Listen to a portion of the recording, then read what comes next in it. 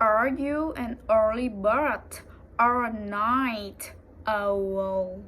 While some people would like to believe they are an early bird or night owl by choice is more complicated than that.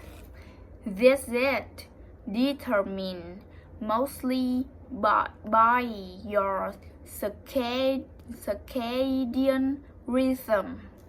A circadian rhythm is a natural cycle of energy levels which is determined by both your genetics and your exposure to light.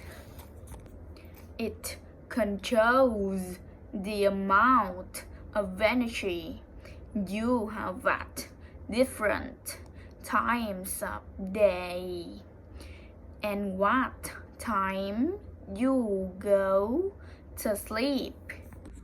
If your cycle is longer, you're more likely to burn the midnight oil.